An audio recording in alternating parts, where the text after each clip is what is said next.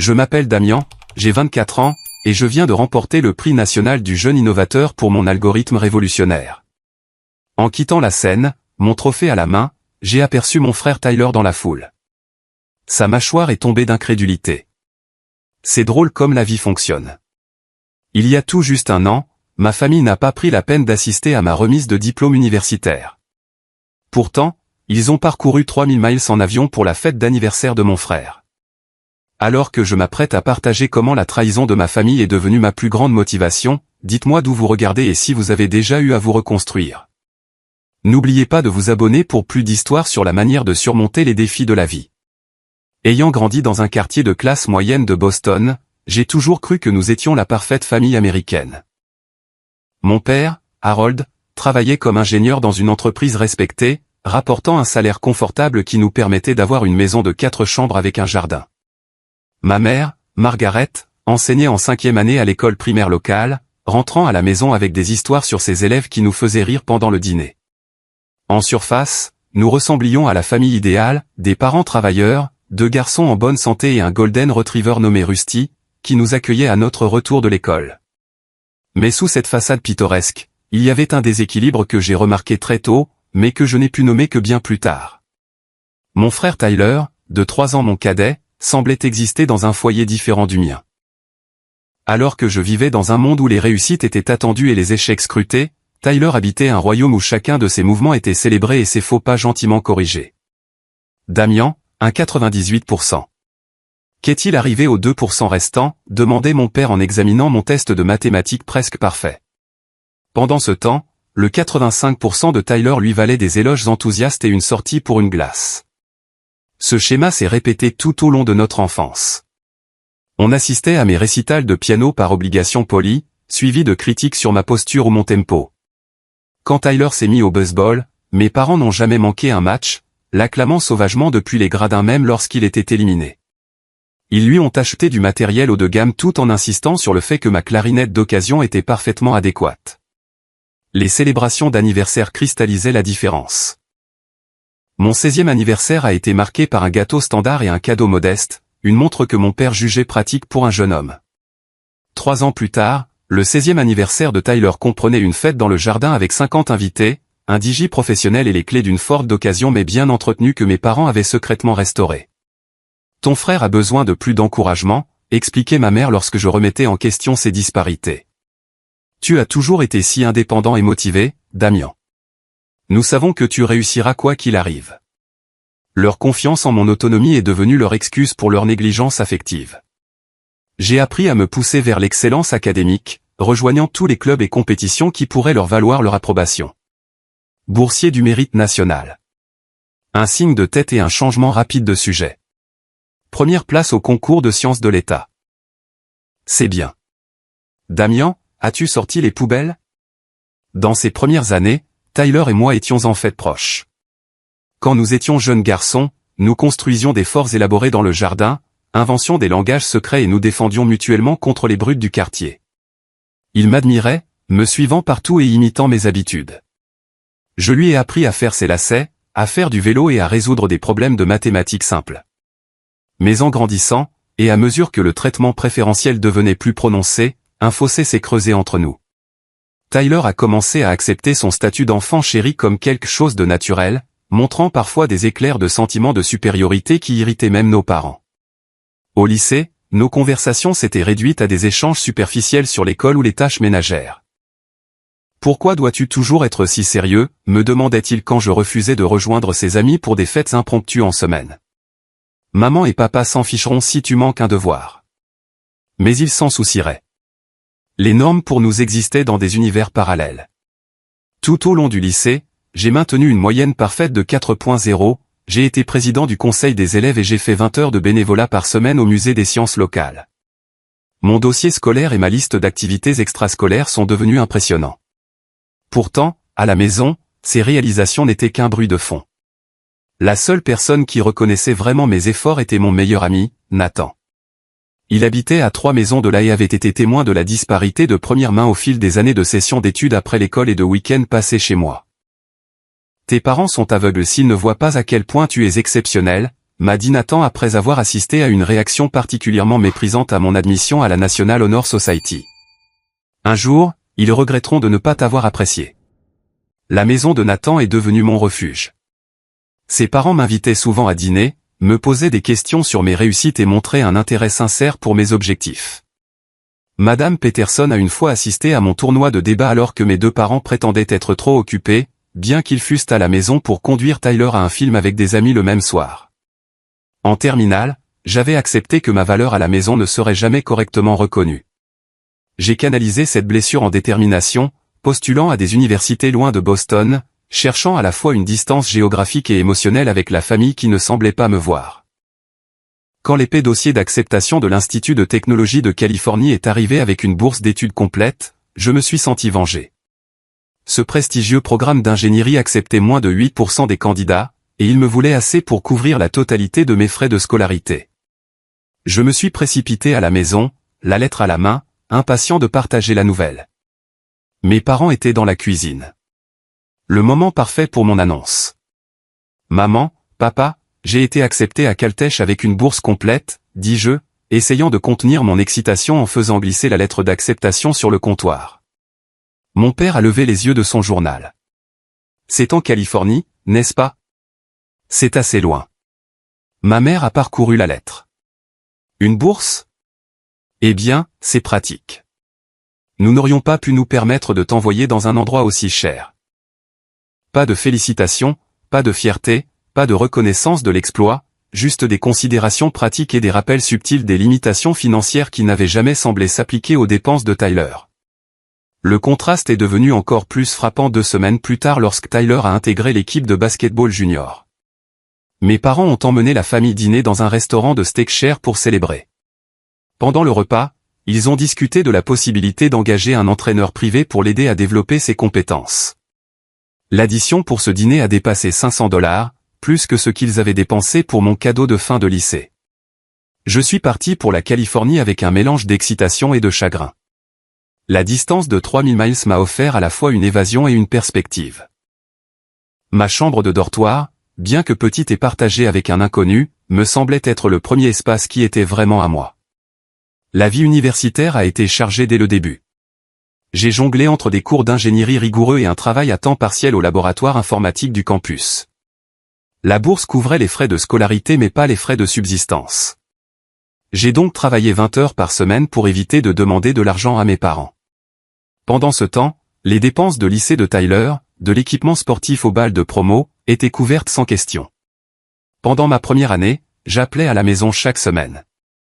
Ces conversations suivaient un schéma prévisible, de brèves questions sur mes études, des nouvelles rapides de leur vie et de longues discussions sur les dernières réussites ou les défis de Tyler. Progressivement, j'ai réduit ces appels à toutes les 2 semaines, puis une fois par mois. Personne ne semblait le remarquer. Le tournant de mon expérience universitaire est survenu en 2e année lorsque j'ai suivi un cours d'algorithmes avancés avec le professeur Edward Williams. Contrairement à la plupart des professeurs qui maintenaient une distance professionnelle avec les étudiants de premier cycle, le Dr Williams s'intéressait personnellement à ses étudiants les plus dévoués. Après avoir obtenu la meilleure note à son examen de mi-session notoirement difficile, il m'a invité à ses heures de bureau. Monsieur Walker, votre solution au problème d'optimisation de réseau était élégante, a-t-il dit en faisant référence à mon examen. Avez-vous envisagé des opportunités de recherche? Cette conversation a abouti à un poste d'assistant de recherche dans le laboratoire du Dr Williams où j'ai travaillé sur des problèmes de pointe en matière d'efficacité computationnelle. Pour la première fois, j'ai ressenti ce que c'était d'avoir mes capacités intellectuelles non seulement reconnues mais célébrées. Le Dr Williams est devenu le mentor dont j'avais toujours rêvé, me défiant, me guidant et montrant un intérêt sincère pour mon développement. Sous sa direction, j'ai contribué à un article de recherche publié dans une revue d'informatique respectée, en tant qu'étudiant de 2e année. Un exploit rare. Lorsque l'article a été publié, le Dr Williams a emmené l'équipe de recherche dîner et a porté un toast à nos contributions. À Damian, a-t-il dit, le verre levé, dont l'approche innovante de l'algorithme a rendu cette percée possible. J'ai failli pleurer. Personne n'avait jamais reconnu publiquement mes contributions de cette manière. Pendant ce temps, mes liens avec la maison devenaient de plus en plus ténus. Mes parents appelaient rarement, sauf s'ils avaient besoin de quelque chose, généralement un support technique pour leurs ordinateurs ou leur téléphone. Quand j'ai mentionné l'article de recherche publié, ma mère a dit « C'est bien, mon chéri », avant de se lancer immédiatement dans une histoire sur la visite du campus universitaire de Tyler. Tyler avait commencé à regarder les universités, se concentrant principalement sur les écoles de la côte et avec une forte vie sociale et de généreux départements sportifs. Mes parents l'ont accompagné lors de visites dans 5 universités différentes, publiant des photos de leur road trip universitaire familial sur les réseaux sociaux. Ils n'avaient pas visité une seule école avec moi avant mon départ pour Caltech. Quand Tyler a finalement choisi d'aller à l'université de New York, mes parents ont couvert l'intégralité de ses frais de scolarité, son appartement à Manhattan et ses frais de subsistance. Nous voulons qu'il se concentre sur ses études, pas qu'il s'inquiète de l'argent, a expliqué mon père lors d'une de nos conversations téléphoniques de plus en plus rares. L'ironie qu'il ne m'ait pas offert la même courtoisie semblait leur échapper. Les visites pendant les vacances sont devenues des exercices d'endurance émotionnelle. J'ai pris l'avion pour rentrer à Noël mes 2 premières années en utilisant l'argent économisé de mon travail sur le campus. Chaque visite renforçait mon statut d'étranger. Les conversations tournaient autour des expériences de Tyler et même les parents semblaient programmés pour lui poser des questions détaillées tout en ne m'offrant que des banalités génériques. En 3e année, j'ai arrêté de rentrer pour les courtes pauses. Quand j'ai refusé de rejoindre la famille pour Thanksgiving, invoquant une échéance de recherche, personne n'a protesté ni même semblé déçu. La même année, j'ai découvert via les réseaux sociaux que ma famille avait fait un voyage en Floride pendant les vacances de printemps sans même me le mentionner. Alors que ma famille de naissance s'éloignait de plus en plus, j'ai tissé des liens qui comblaient le vide affectif. Mon amitié avec Nathan est restée forte malgré la distance, avec des appels vidéo réguliers et des conversations honnêtes. Le docteur Williams m'invitait à des dîners de famille chez lui, où sa femme et ses filles adolescentes me traitaient comme un membre de la famille élargie. J'ai également noué des liens étroits avec d'autres étudiants en ingénierie qui comprenaient la rigueur de notre programme et la passion qui nous animait. Nous célébrions les anniversaires, formions des groupes d'études qui se sont transformés en véritables amitiés, et nous nous soutenions mutuellement dans les défis académiques et personnels. Pendant ma 3e année, je suis sorti avec Jessica, une brillante étudiante en chimie, qui m'a aidé à comprendre que le traitement de ma famille reflétait leurs limites, et non ma valeur. Ils t'ont assigné un rôle dans leur histoire familiale, a-t-elle dit lors d'une conversation nocturne sur mes parents. Mais tu n'as pas à accepter ce rôle. C'est à toi d'écrire ta propre histoire. Bien que notre relation amoureuse ait finalement pris fin lorsqu'elle a été transférée pour terminer son programme au MIT, sa perspicacité est restée avec moi. J'ai commencé à me voir non pas comme le fils négligé en quête d'approbation, mais comme un adulte indépendant construisant une vie basée sur mes propres valeurs et objectifs. En terminale, j'avais décroché un stage impressionnant dans une grande entreprise technologique, ajouté 2 autres publications de recherche à mon CV et remporté le prix du département pour la recherche de premier cycle exceptionnel. Je construisais une vie et une carrière qui ne nécessitaient aucune validation des personnes qui me l'avaient refusé pendant si longtemps. L'année de terminale est passée en un éclair de projets finaux, d'entretiens d'embauche et de candidatures aux études supérieures. Bien que j'ai eu des offres attrayantes de plusieurs entreprises technologiques, je suis resté indécis sur mon parcours après l'obtention de mon diplôme. Ce qui était certain, cependant, c'est que j'obtiendrais mon diplôme avec la plus haute distinction, reconnu comme le meilleur étudiant du département d'informatique. 3 mois avant la remise des diplômes, j'ai envoyé des invitations formelles à ma famille. Malgré notre relation tendue, une partie de moi espérait que cette étape importante leur vaudrait enfin leur fierté et leur attention. J'ai même appelé ma mère pour les inviter personnellement. On verra, Damien, a-t-elle dit de manière non engageante. C'est un sacré voyage, et tu sais à quel point les choses sont chargées en mai. À l'approche de la remise des diplômes, sans plan confirmé de la part de ma famille, j'ai suivi avec un autre appel. À propos de la remise des diplômes, ai-je commencé. J'ai besoin de savoir si vous venez pour que je puisse organiser les billets. La voix de ma mère a pris un ton d'excuse que j'avais entendu de nombreuses fois auparavant. Oh, Damien, je suis désolé, mais nous ne pourrons pas venir. Ce n'est tout simplement pas financièrement possible en ce moment avec l'économie et l'entreprise de ton père qui réduit les primes. L'excuse semblait assez plausible. Voyager de Boston à la Californie n'était pas bon marché. Mais quelque chose dans sa voix a éveillé ma suspicion. J'ai insisté pour avoir des détails. Donc, personne ne vient. Pas même un seul d'entre vous. Nous sommes tous si fiers de toi, a-t-elle dévié. Mais ça n'a tout simplement pas de sens de dépenser des milliers de dollars en billets d'avion et en hôtel en ce moment. Tu comprends, n'est-ce pas? Tu as toujours été notre pragmatique. J'ai ravalé ma déception. Bien sûr, maman, je comprends. 2 jours plus tard, en faisant défiler distraitement Instagram, je me suis figé devant une publication de ma cousine Rachel. Elle montrait mes parents et Tyler à l'aéroport JFK avec la légende, en route pour NYC pour le week-end. La fête d'anniversaire de Tyler va être épique. L'horodatage datait de ce matin-là. Tout en prétendant ne pas pouvoir se permettre d'assister à ma remise de diplôme universitaire, mes parents prenaient l'avion pour la fête du 21e anniversaire de mon frère. J'ai eu l'impression d'avoir reçu un coup de poing dans l'estomac. La trahison n'était pas seulement qu'ils avaient choisi de ne pas venir. C'était le mensonge. Le prétexte que les contraintes financières étaient le problème plutôt que de simplement admettre que je n'étais pas une priorité.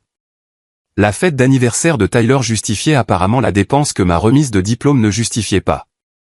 Les mains tremblantes, j'ai pris des captures d'écran de la publication et de plusieurs autres qui sont apparues tout au long de la journée. Ma famille s'enregistrant à leur hôtel, faisant du shopping à Manhattan, dînant dans un restaurant haut de gamme. J'ai calculé le coût approximatif de leur week-end, facilement 3000 $ ou plus. Le jour de la remise des diplômes est arrivé avec un ciel californien parfait et un campus vibrant d'excitation. Les parents et les familles se sont rassemblés, portant des fleurs et des ballons, rayonnant de fierté en repérant leurs diplômés. Je me suis rendu seul à la cérémonie, mon étole d'honneur et mes médailles me semblant soudainement lourdes autour du cou alors que le doyen appelait mon nom, annonçant mon statut summa cum laude et le prix du département. J'ai scruté le public par habitude, sachant que je ne verrais aucun visage familier. Mais je me trompais.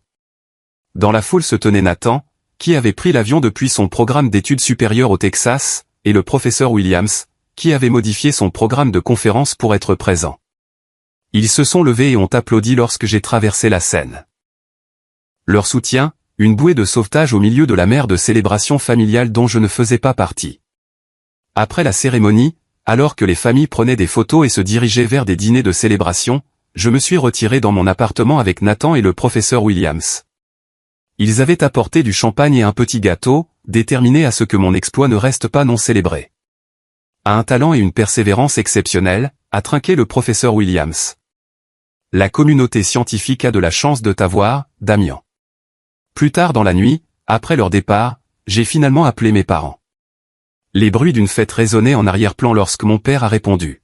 « Damien, comment s'est passée la cérémonie ?» Son ton désinvolte, comme s'il n'avait pas manqué l'un des jours les plus importants de ma vie, a allumé quelque chose en moi. « Vous m'avez menti, dis-je, ma voix plus stable que je ne l'aurais cru. Vous avez dit que vous ne pouviez pas vous permettre de venir, mais vous êtes à New York en ce moment, à dépenser des milliers pour l'anniversaire de Tyler. » Silence, puis défense. « Attends une minute. C'est différent. C'était prévu depuis des mois, et Tyler avait vraiment besoin de cette célébration après son semestre difficile. Et je n'avais pas besoin de ma famille à ma remise de diplôme? Après 4 ans à m'épuiser au travail? Tu as toujours été indépendant, Damien.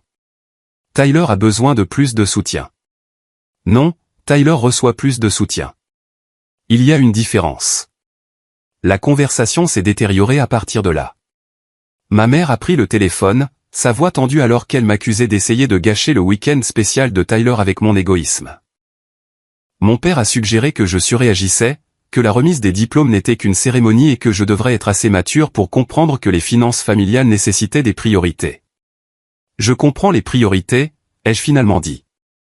Et je comprends que je n'ai jamais été l'une des vôtres. Ça s'arrête aujourd'hui. Ne me contactez plus. J'ai raccroché, bloqué leurs numéros et les ai supprimés de tous les réseaux sociaux. Le dernier message que j'ai reçu venait de Tyler. Bravo pour tout ramener à toi encore une fois. Maman pleure maintenant. Tu dois toujours être si dramatique au lieu d'être simplement heureux pour moi pour une fois. Cette nuit-là, seul dans mon appartement, entouré de cartons alors que je me préparais à quitter l'université, je me suis permis de ressentir tout le poids du rejet de ma famille. J'ai pleuré jusqu'à ce qu'il n'y ait plus de larmes. Pleurer non seulement leur absence ce jour-là, mais les années d'amour conditionnel et de traitement inégal. Le matin venu, le chagrin s'était durci en résolution. S'ils ne voulaient pas faire partie des réussites de ma vie, je construirais une vie si réussie qu'ils finiraient par regretter leur absence. Après l'obtention de mon diplôme, j'ai accepté un poste d'ingénieur logiciel chez Nexus Innovation, une start-up prometteuse de San Francisco développant des systèmes intelligents éco-énergétiques. L'entreprise n'était pas aussi prestigieuse que certains des plus grands géants de la technologie qui m'avaient offert des postes, mais elle offrait quelque chose de plus précieux, l'opportunité d'avoir un impact significatif dans un domaine en pleine croissance. J'ai trouvé un petit mais fonctionnel appartement à Oakland, faisant 40 minutes de trajet dans chaque sens pour économiser sur les loyers astronomiques de San Francisco. L'espace était entièrement à moi. Pas de colocataire, pas de compromis, pas besoin de s'adapter aux préférences ou aux routines de quelqu'un d'autre. Après des années à essayer d'obtenir une approbation qui n'est jamais venue, créer un espace qui ne reflétait que mes goûts me semblait révolutionnaire. Lors de ma première nuit dans le nouvel appartement, entouré de cartons non déballés et de contenants de plats à emporter, j'ai noté des objectifs spécifiques sur un bloc-notes. Professionnel, développer une technologie qui fait une différence significative dans la vie des gens. Avancer au poste d'ingénieur principal en 2 ans. Breveter une innovation originale. Personnel, tisser des liens authentiques avec des personnes qui me valorisent. Aborder et guérir du traumatisme familial. Apprendre à définir le succès selon mes propres termes, pas par la validation externe. Ces objectifs sont devenus ma feuille de route alors que je naviguais dans la vie sans les liens familiaux que la plupart des gens tiennent pour acquis. Les vacances ont été les plus difficiles au début. Lorsque des collègues me demandaient mes projets pour Thanksgiving ou Noël, je suis devenu adepte des réponses vagues qui évitaient les réactions de pitié. Ma première semaine chez Nexus m'a présenté Marcus Reynolds, le directeur technique qui allait devenir un allié inattendu dans mon développement professionnel. Lors de notre première réunion individuelle, il a examiné mes projets universitaires et mes articles de recherche avec un intérêt sincère. Votre travail sur l'optimisation des algorithmes est impressionnant, a-t-il noté, faisant référence à la recherche que j'avais menée avec le professeur Williams. Nous avons quelques défis d'efficacité dans notre architecture système actuelle que votre approche pourrait aider à résoudre. En moins d'1 mois, Marcus m'a assigné à un projet critique visant à réduire la consommation d'énergie des systèmes domotiques de l'entreprise. L'équipe existante avait des difficultés avec des problèmes de performance qui vidaient les batteries des appareils trop rapidement. Le problème présentait une application parfaite pour mon domaine de recherche. Je vous donne 2 semaines pour analyser le système et proposer des solutions, m'a dit Marcus. C'est une chance de faire vos preuves rapidement. Je me suis jeté dans le défi, travaillant tard dans la nuit et pendant les week-ends. Lorsque j'ai présenté mes conclusions et la solution proposée, les ingénieurs principaux ont d'abord résisté à mon approche, se demandant si un nouveau diplômé pouvait résoudre un problème qu'ils abordaient depuis des mois. Le problème n'est pas dans les protocoles de transmission, ai-je expliqué, affichant mon analyse sur l'écran de la salle de conférence. C'est dans la manière dont le système met en file d'attente et regroupe les commandes. Ma solution réduit les cycles de réveil inutiles de 67%. Marcus a soutenu ma mise en œuvre malgré le scepticisme de l'équipe. Lorsque la solution s'est avérée efficace lors des tests, réduisant considérablement la consommation d'énergie, j'ai gagné le respect de l'équipe d'ingénierie et une reconnaissance précoce de la part de la direction de l'entreprise. Ce succès professionnel m'a apporté une validation externe. Mais mon paysage intérieur nécessitait une reconstruction plus délibérée. Sur la recommandation d'un collègue, j'ai rejoint un groupe de soutien pour adultes confrontés à une rupture familiale. Chaque mardi soir, au sous-sol d'un centre communautaire, je m'asseyais en cercle avec d'autres dont les histoires familiales faisaient écho à certains aspects de la mienne. Il y avait Laura, dont les parents l'avaient rejetée après qu'elle ait choisi une carrière dans l'art au lieu de l'entreprise familiale. Michael, dont les frères et sœurs l'excluaient systématiquement des événements familiaux après un désaccord sur les soins de leur père. Sophia, dont le narcissisme de sa mère avait déformé toutes les relations familiales. Dans leurs expériences, j'ai trouvé la validation que ma décision de couper les ponts n'était pas une réaction excessive, mais un acte nécessaire d'auto-préservation. L'animatrice du groupe, Rachel, était une thérapeute spécialisée dans les traumatismes familiaux. Après 3 séances, elle a suggéré que je pourrais bénéficier d'une thérapie individuelle.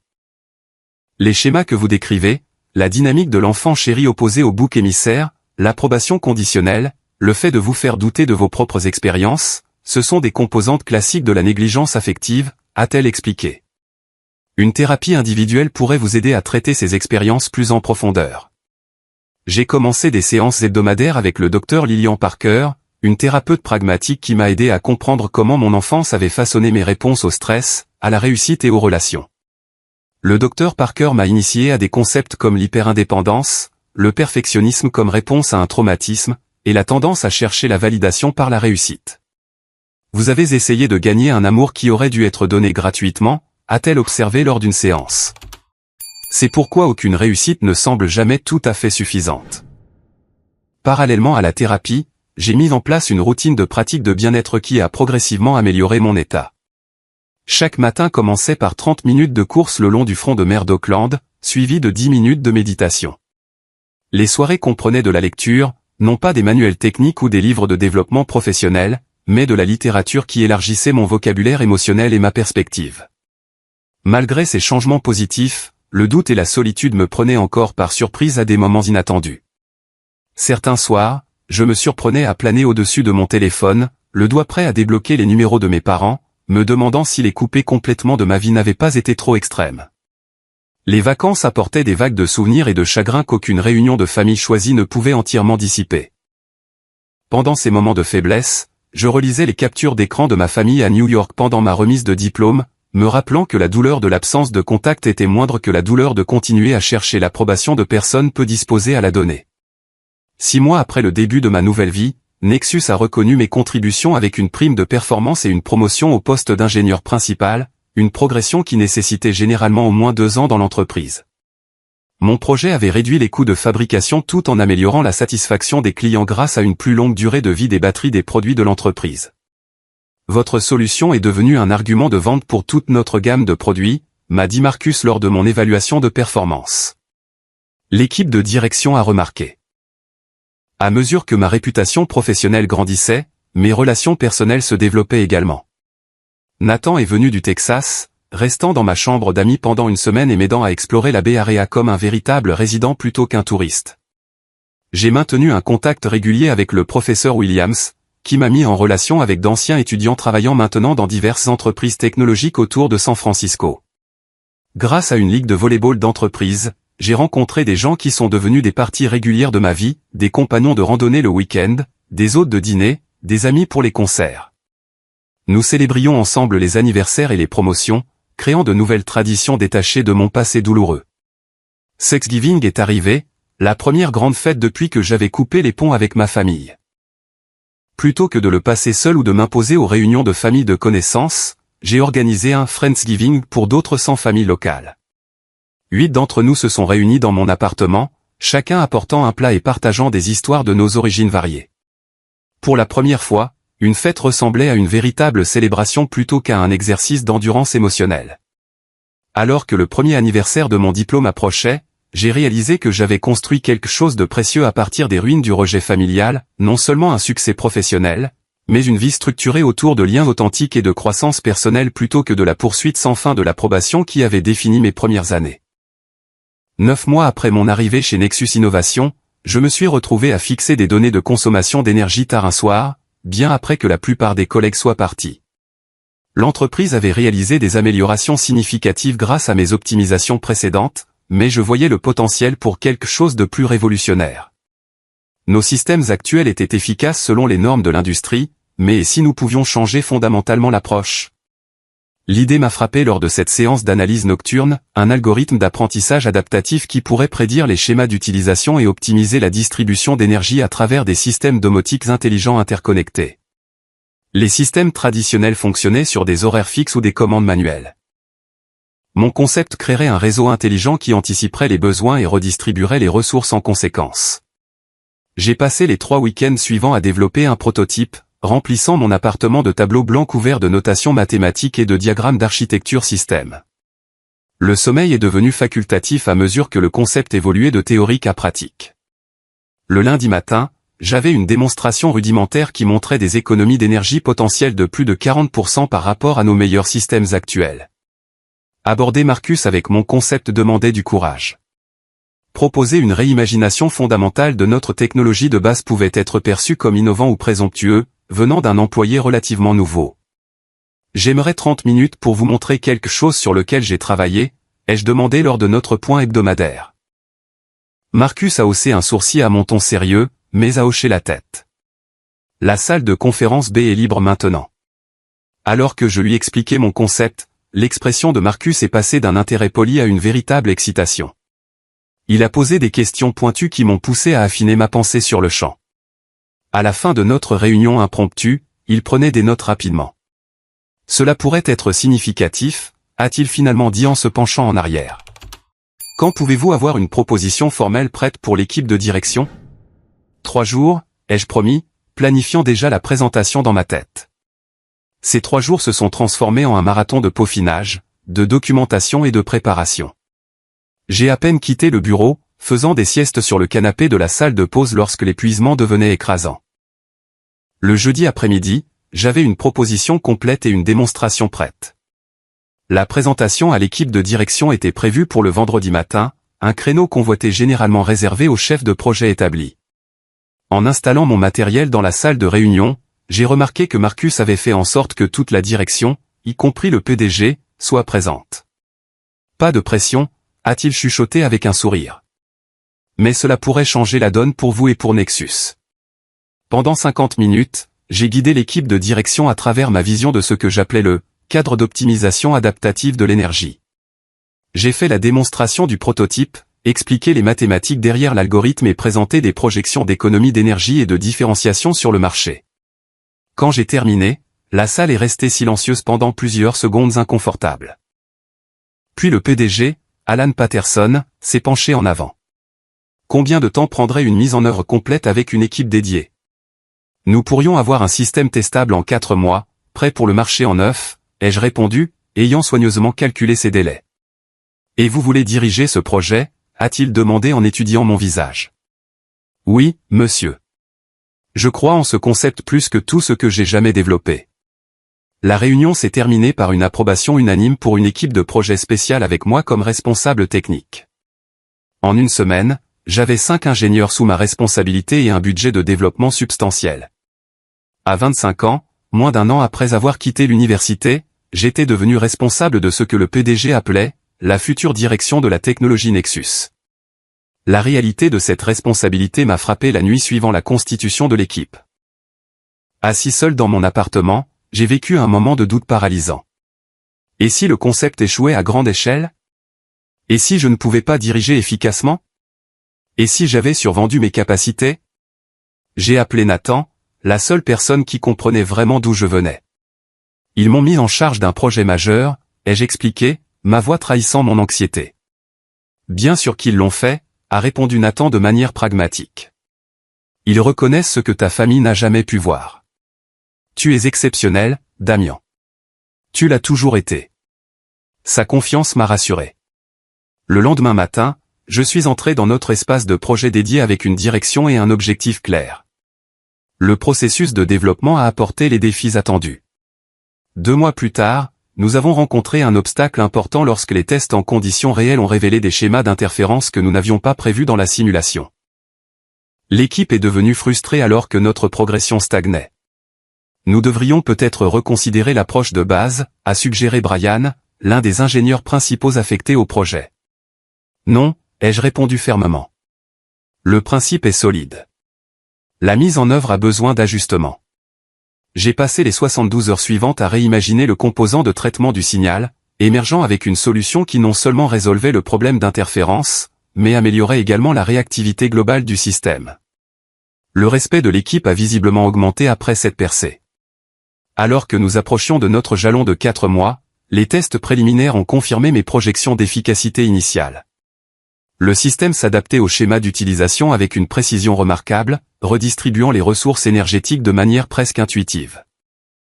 Ce qui avait commencé comme une inspiration nocturne était devenu une innovation brevetable avec un potentiel de changement de marché. Marcus a organisé une démonstration pour notre plus grand client potentiel, une chaîne hôtelière internationale cherchant à moderniser ses propriétés avec des systèmes éco-énergétiques. Leur équipe technique est arrivée sceptique mais est repartie visiblement impressionnée.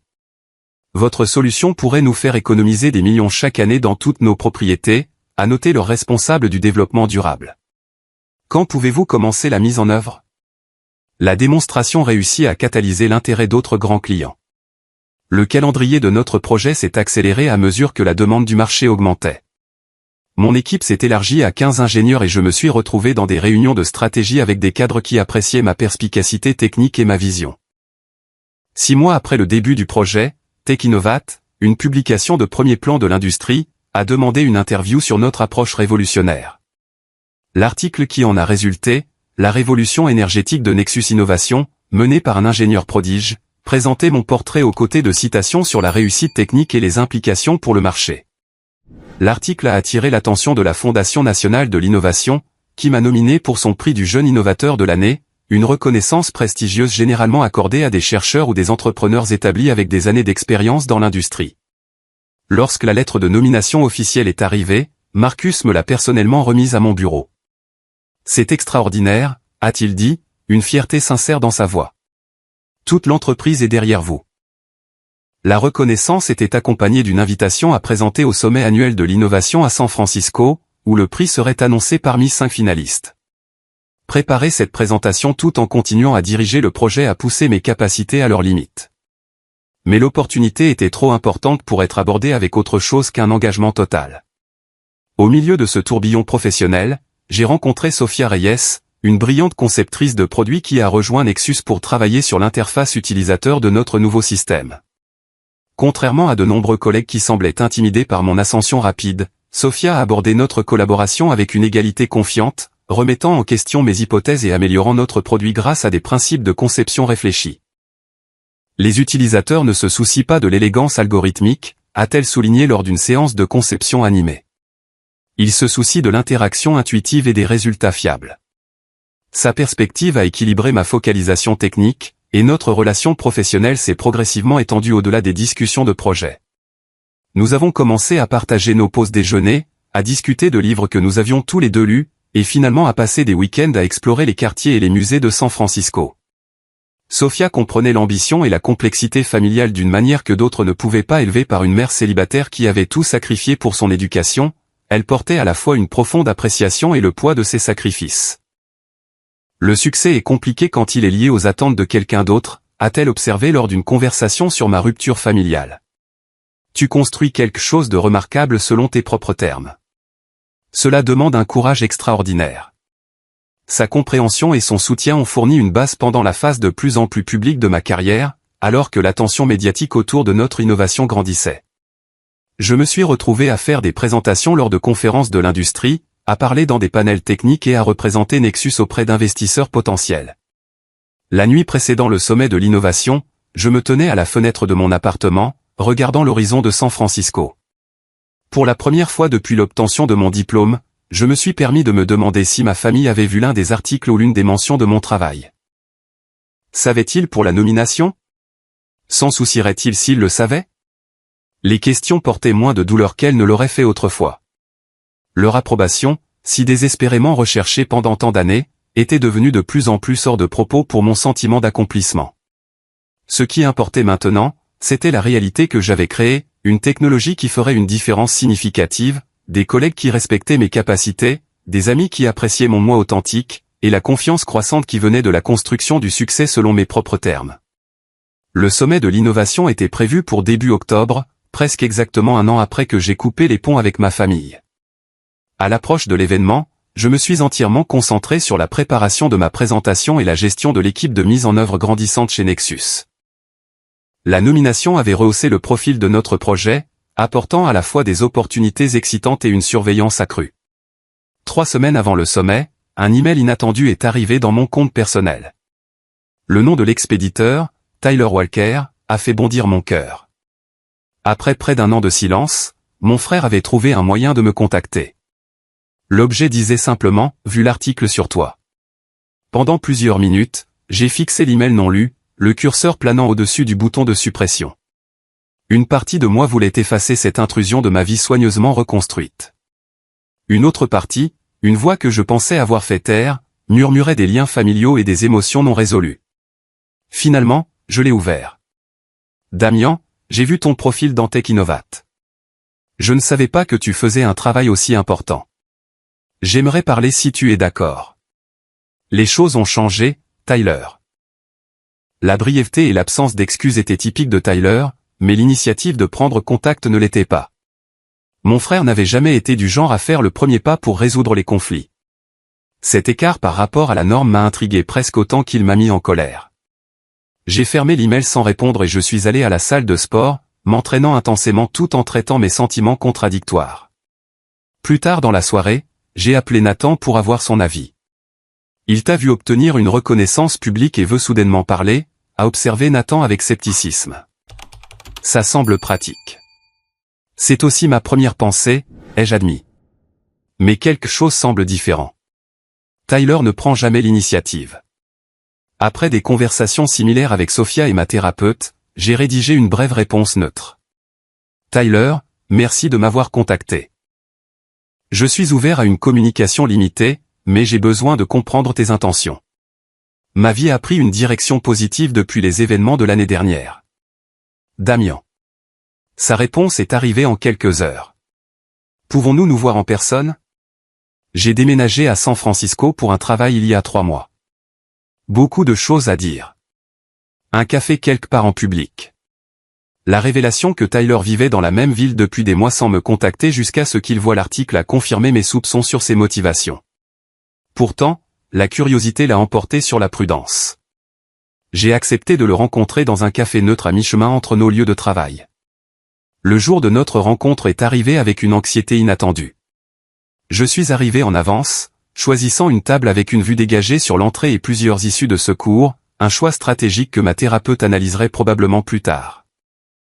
À midi pile, Tyler est entré. Il avait changé. L'assurance qui avait toujours caractérisé ses mouvements était diminuée. Ses vêtements de marque avaient été remplacés par une tenue de bureau standard, et il semblait plus mince, avec des cernes sous les yeux suggérant du stress ou un manque de sommeil. Damian, dit-il en s'approchant de la table avec une nervosité visible. Merci d'avoir accepté. Notre conversation initiale était maladroite, des échanges superficiels sur le temps, la ville, depuis combien de temps il était à San Francisco. J'ai attendu, le laissant naviguer vers le véritable but de cette rencontre. Finalement, après que son café fut à moitié terminé, Tyler soupira profondément. Je te dois des excuses. Plusieurs, en fait. Pourquoi, ai-je demandé, peu disposé à lui faciliter la tâche. Pour l'histoire de la remise des diplômes, pour commencer. C'était mal. Nous aurions dû être là. Vous avez pris l'avion pour New York à la place, ai-je déclaré sèchement. Tyler a grimacé. Ouais, c'était. Je ne comprenais pas pleinement à l'époque ce que cela signifiait pour toi. Maman et papa ont toujours fait comme si tu ne te souciais pas des affaires de famille. Ils avaient tort. Je le sais maintenant. Il a hoché la tête. Écoute, beaucoup de choses ont changé depuis que tu as coupé les ponts.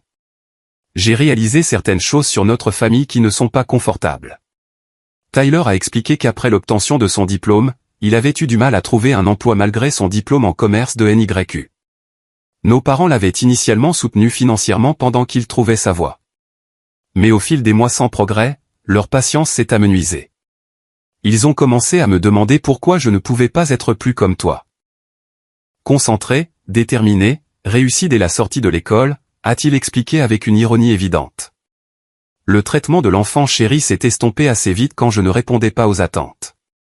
Il avait finalement trouvé un poste de débutant dans une société de services financiers à San Francisco, choisissant délibérément de s'éloigner de nos parents, qui étaient devenus de plus en plus critiques à l'égard de sa progression de carrière. Je vis avec 2 colocataires dans un appartement miteux, je paie mes propres factures pour la première fois, a-t-il admis.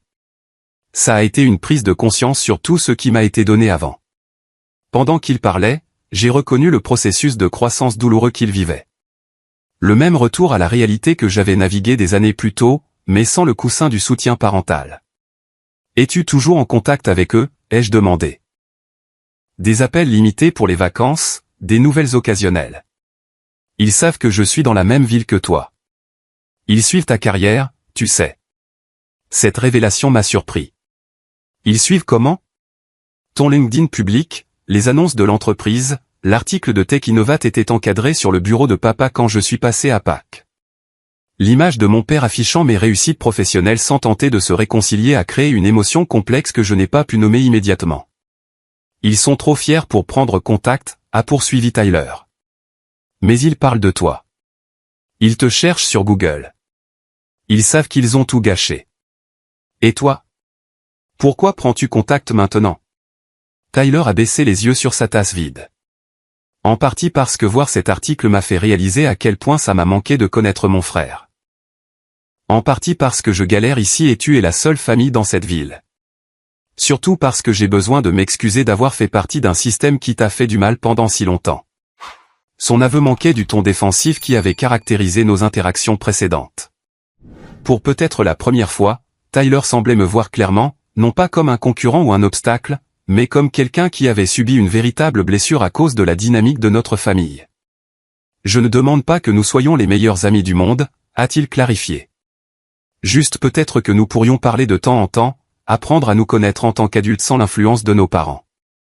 J'ai examiné sa demande attentivement. Je suis prêt à essayer un contact limité, mais j'ai besoin que tu comprennes que j'ai construit une vie qui me convient. Je ne cherche pas à recréer des dynamiques familiales qui étaient nuisibles.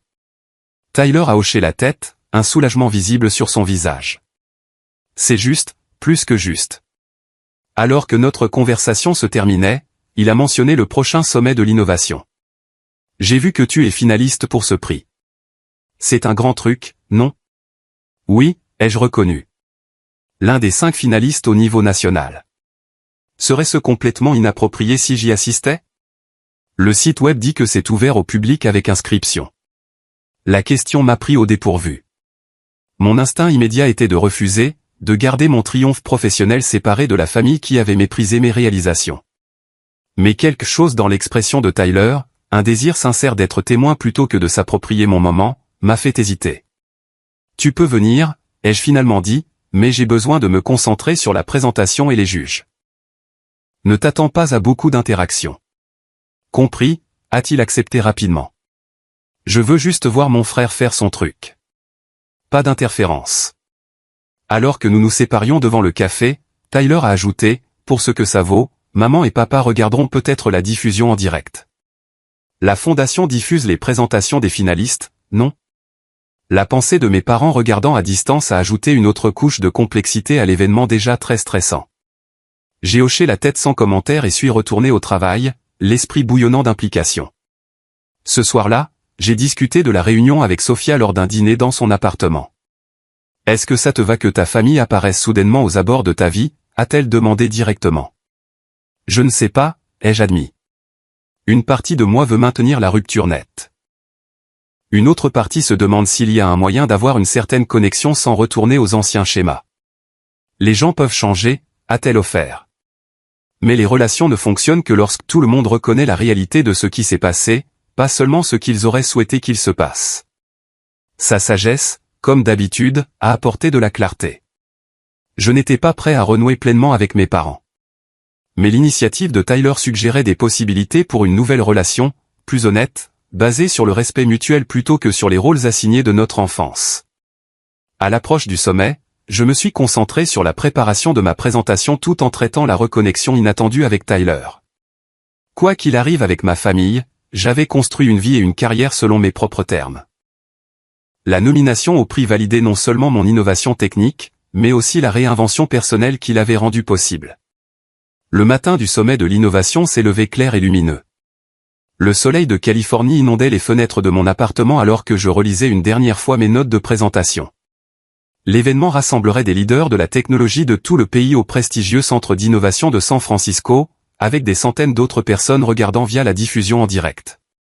Je me suis habillé avec soin dans le costume anthracite que Sophia m'avait aidé à choisir, assorti d'une cravate bleue subtile qui fait ressortir tes yeux sans être distrayante, comme elle l'avait dit. Les présentations des finalistes commenceraient à 10 heures, avec l'annonce du prix prévu pour 14 heures. Sophia avait insisté pour me conduire sur les lieux. Tu dois te concentrer sur ton contenu, pas sur le stationnement, avait-elle raisonné.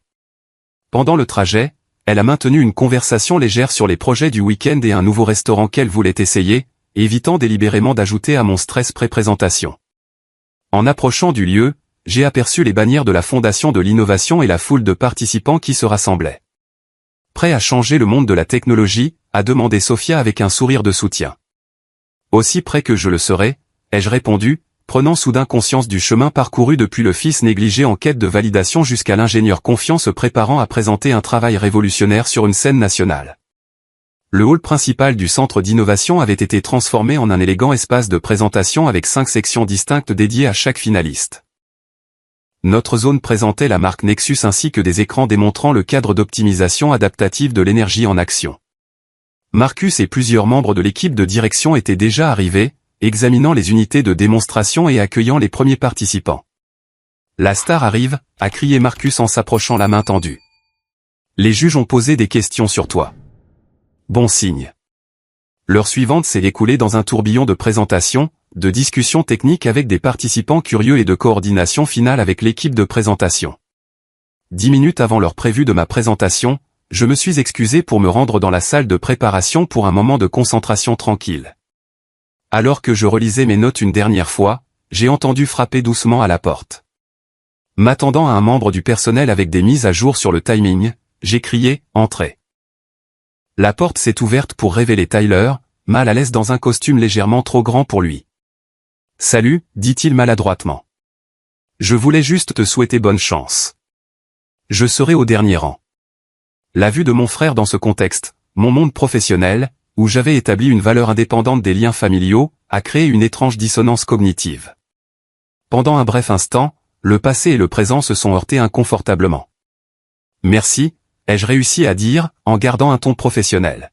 « J'apprécie que tu sois venu. » Il a hoché la tête, semblant comprendre mon besoin d'espace. « Tu vas assurer ?» a-t-il ajouté avant de refermer doucement la porte. Quelques minutes plus tard, j'ai été présenté sous des applaudissements enthousiastes et j'ai pris ma place au centre de la scène.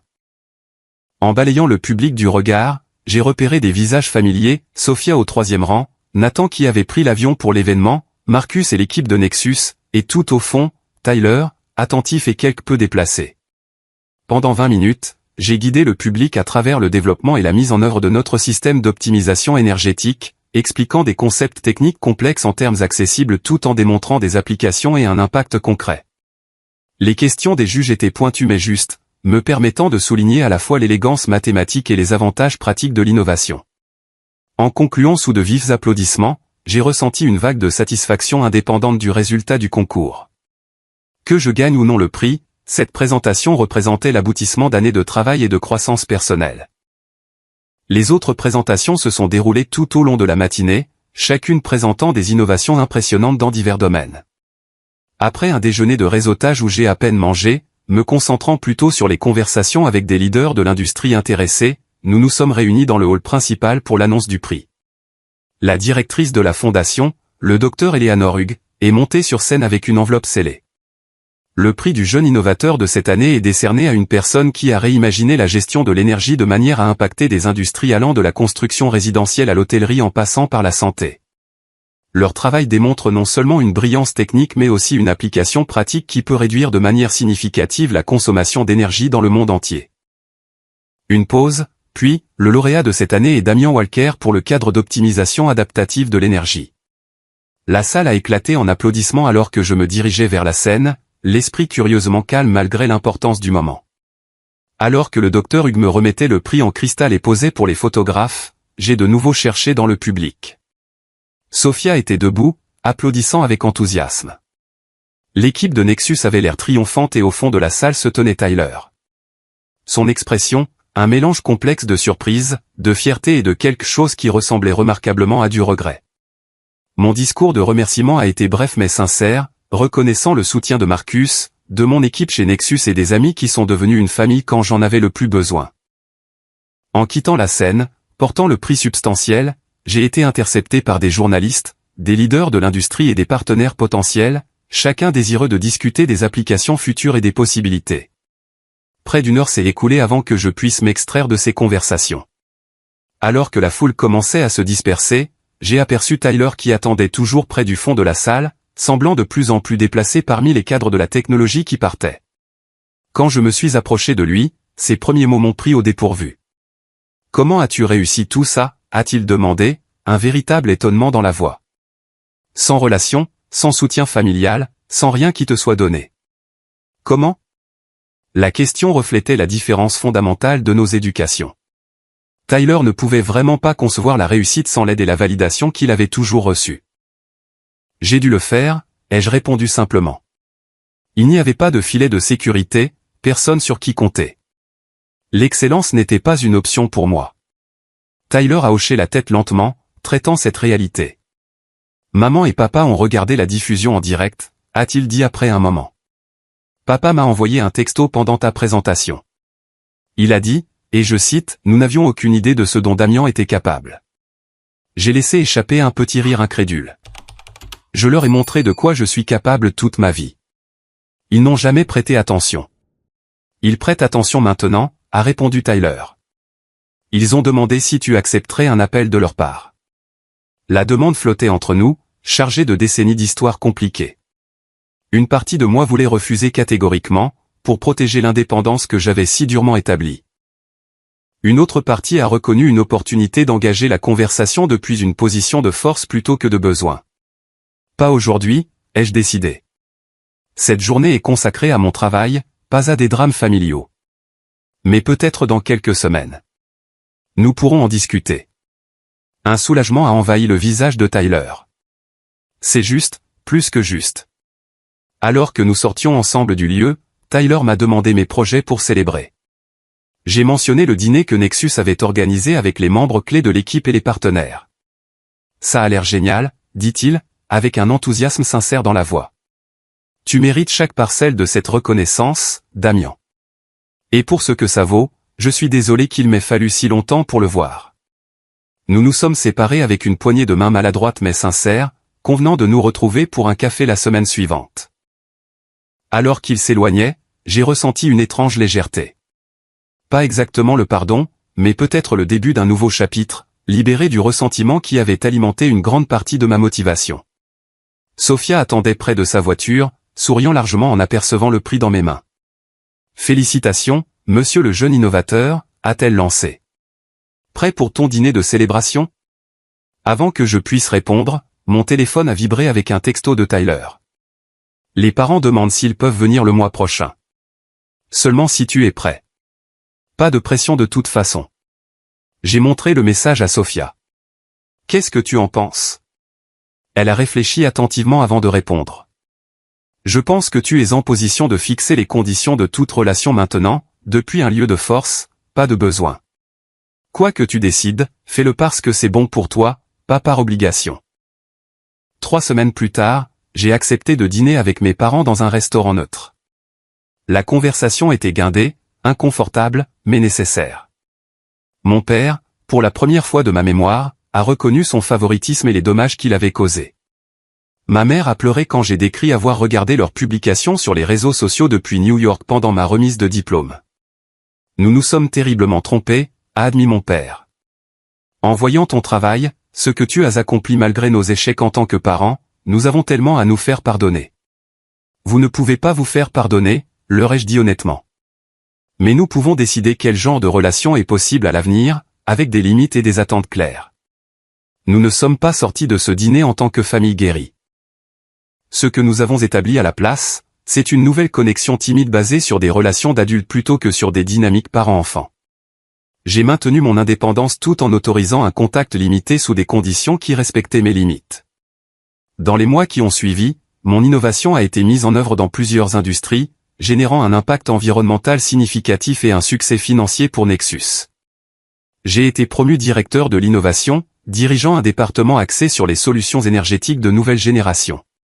Sophia et moi sommes passés de collègues à un couple engagé, emménageant dans un appartement à San Francisco avec vue sur la baie. Tyler et moi avons développé une amitié prudente, nous rencontrant chaque semaine pour un café ou des matchs de basket occasionnels. Il a eu des difficultés professionnelles par rapport à ma trajectoire, mais a trouvé sa propre voie dans la gestion d'organisations à but non lucratif. Finalement, notre relation, libérée de la dynamique compétitive que nos parents avaient créée, est devenue une relation de respect mutuel et de plaisir occasionnel et sincère. Mes parents sont restés à une plus grande distance, des appels occasionnels, de rares visites, toujours selon mes termes. Ils n'ont jamais pleinement compris la profondeur des dommages que leur favoritisme avait causés, mais ils en ont reconnu assez pour aborder notre relation avec humilité plutôt qu'avec un sentiment de dû. Le prix de l'innovation est devenu un jalon parmi d'autres dans une carrière définie par une contribution significative plutôt que par une recherche désespérée de validation. Chaque réussite apportait une satisfaction en soi, non pas comme un substitut à l'approbation que j'avais autrefois si désespérément recherchée. En repensant à l'année qui a transformé ma vie, de l'absence douloureuse à la remise des diplômes à la cérémonie de remise des prix triomphale, j'ai reconnu que le plus grand cadeau de ma famille a été, paradoxalement, leur rejet. Cela m'a forcé à construire une vie selon mes propres termes, à chercher la valeur dans mes propres capacités plutôt que dans la validation externe. Bien que je n'oublierai jamais la douleur d'avoir été laissé pour compte, je suis reconnaissant pour le feu que cela a allumé en moi. La plus grande vengeance n'est pas de leur montrer ce qu'ils ont manqué. C'est de découvrir ce que vous ne saviez jamais que vous pouviez devenir. Avez-vous déjà eu à vous reconstruire après que quelqu'un ait sous-estimé votre valeur? Partagez votre histoire dans les commentaires ci-dessous. Si ce parcours de dépassement de la trahison familiale pour trouver le succès a résonné en vous, veuillez vous abonner et cliquer sur le bouton j'aime. Rappelez-vous, parfois les personnes qui devraient le plus croire en vous sont celles qui vous voient le moins, mais cela ne définit pas ce que vous pouvez accomplir. Merci d'avoir écouté et que vos propres défis deviennent le fondement de vos plus grandes forces.